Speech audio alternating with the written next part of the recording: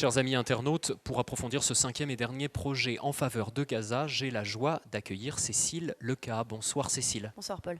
Vous êtes volontaire, encore aujourd'hui en Terre Sainte, au service du patriarcat latin de Jérusalem pour son département de communication. Vous nous êtes venu de Jérusalem et nous vous en remercions pour nous parler de ce projet gazaoui que le père Romanelli vient de nous présenter.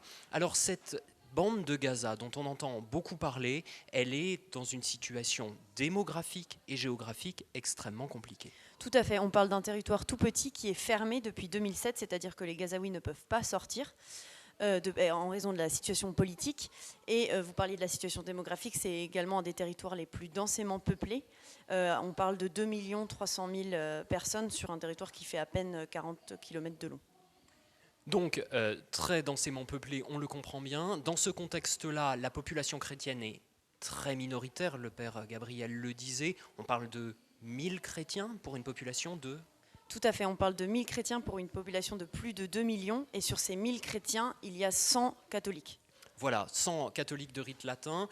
C'est extrêmement difficile pour ces 1000 chrétiens d'arriver à convaincre un employeur musulman dans l'extrême majorité, puisque statistiquement, évidemment, l'employeur est musulman, d'arriver à le convaincre de vous embaucher.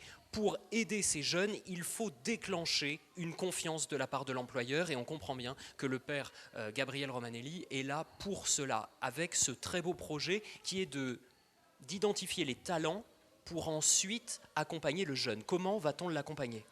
Tout à fait. En gros, on repère le jeune, on repère les talents et ensuite on essaye de trouver une entreprise dans laquelle il pourrait être embauché.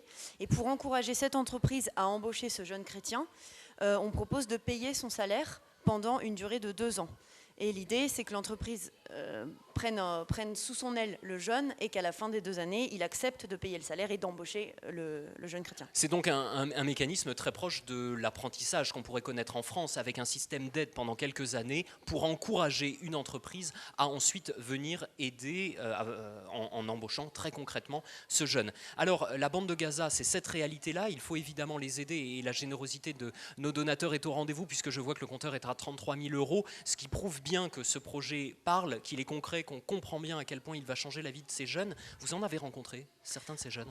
Tout à fait, notamment Rosa, dont le seul but était de quitter Gaza. Elle n'avait pas de famille, elle n'était pas mariée, rien ne la rattachait à ce territoire, donc son rêve c'était de sortir. Et grâce à ce projet, elle a trouvé un emploi stable, qui en fait lui a permis d'envisager l'avenir à Gaza avec beaucoup plus d'espoir. Et maintenant, elle envisage d'acheter une maison, peut-être de fonder une famille. Pour elle, sortir de Gaza, ce n'est plus une option, ce qui était totalement le cas avant.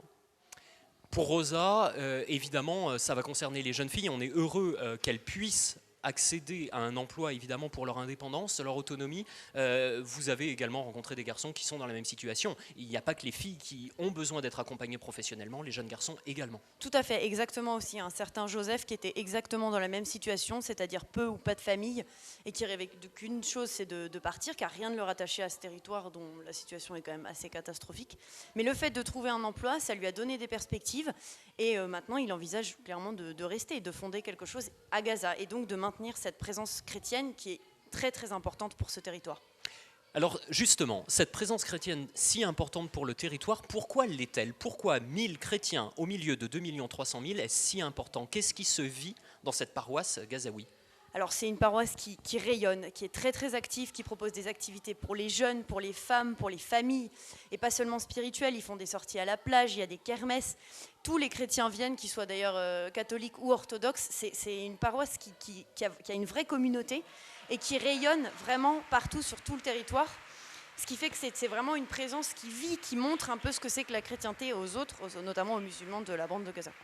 Et cette vie, on l'entend aussi à Paris, les applaudissements que peut-être, chers amis internautes, vous entendez, je ne sais pas si vous les avez perçus, eh bien c'est le fait que le palier de 40 000 € a été franchi, 40 000 € de dons ont été franchis grâce à votre générosité. C'est donc très concrètement de très nombreux jeunes qui vont être accompagnés professionnellement, qui vont pouvoir rester en Terre Sainte grâce à vous, parce que leur avenir professionnel est assuré. Merci Cécile de votre enthousiasme pour eux, merci à vous de votre générosité.